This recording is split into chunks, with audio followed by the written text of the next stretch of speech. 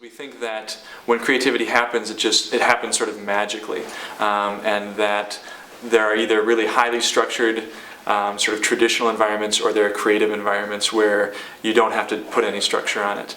But with design thinking, what we're saying is that there's a highly structured environment that fosters creativity.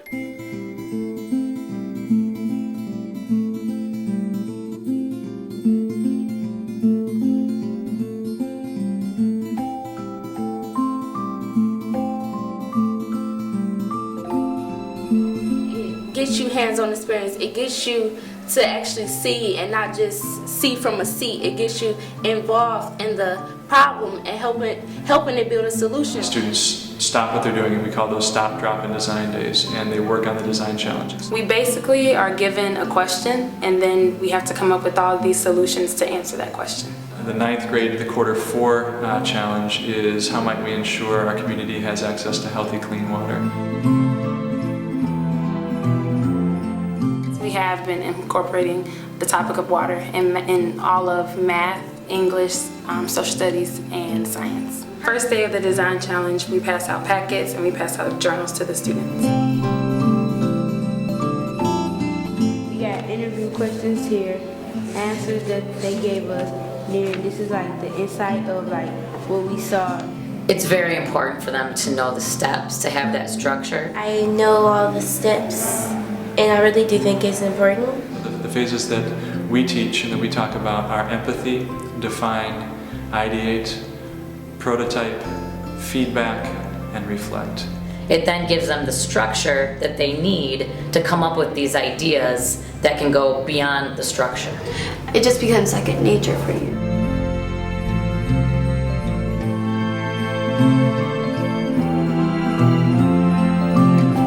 During the empathy phase, we want to get students out into the community, into the field, learning about the problem or issue at hand, and we want to provide experiences for them that give them a hook into that have them start to care about the issue, and particularly to develop empathy for a particular person or group of people that have a perspective or have some experience with that issue.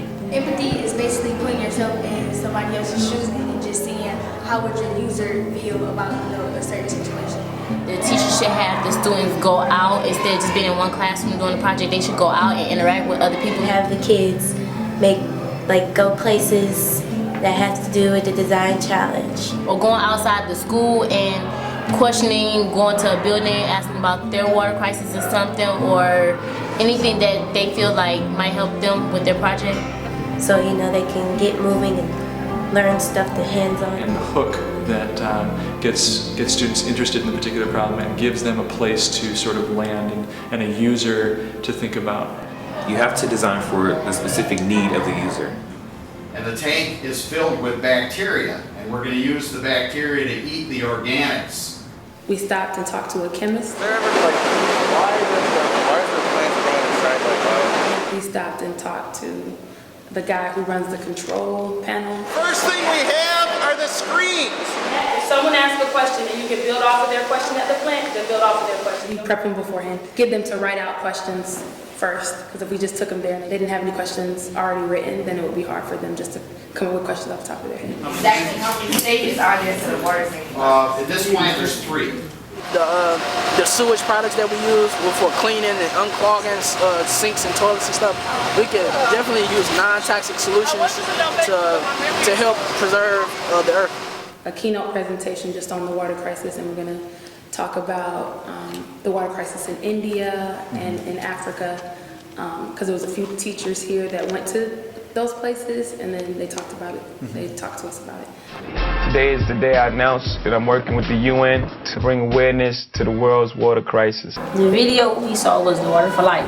It was about the Water for Life Foundation, but it was about Jay-Z.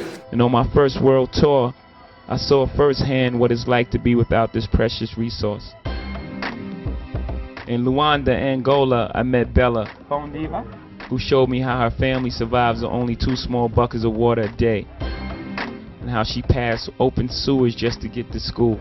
In the video, it was a girl named Bella. She was around our age, and she had to go for 4 hours to go look for water. And so it impacted me in the drive of the question, because Like she was my age, and I was just basically, you know, saying how would it feel to be her.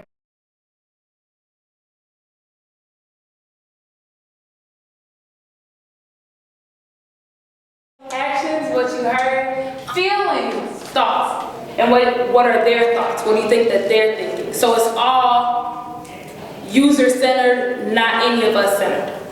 Get sticky notes, write down anything you want, whether it's crazy, it can be anything, and you can just stick it up on the board. 10 minutes, as much as you can, remember, or from notes that you took at the plant, or things that you remember from the article, the Jay-Z clip, one idea per sticky note. And take the knowledge that we already know, put it on paper, plus what we learned today from the Waterworks plant, put ourselves in our users' shoes, seeing their actions, what we heard from them, their feelings, and then their thoughts. Just put all the posters on the board, like in the category they are in, like come together as a group and just look at what, you know, each person in our group had to say about each category. the chemist actions. What do they do in that room? You could do each category for every single person that we talked about. The chemist, the control panel worker, the tour guide, the woman in Africa, Jay-Z. You could do that for every single one. So that's how, I mean, you can end up generating so much more.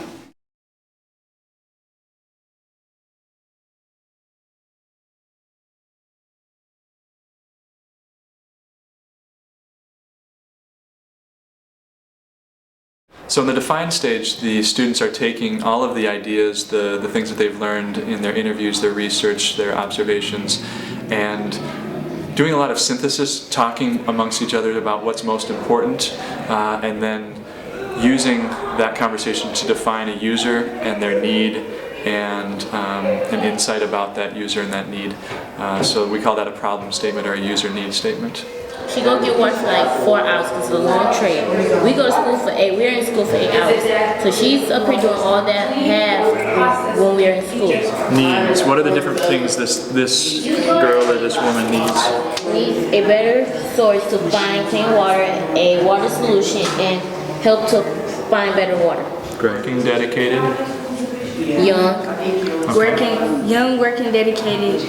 Very young. And she's providing water from a distance from her home for her family. It's really important to hit on that specific need, so that because it's actually easier to design when you're designing for a specific need. Our point of view statement was young, working, dedicated Diana needs to get healthy, clean, fresh water for her family because of the lack of clean water in her community.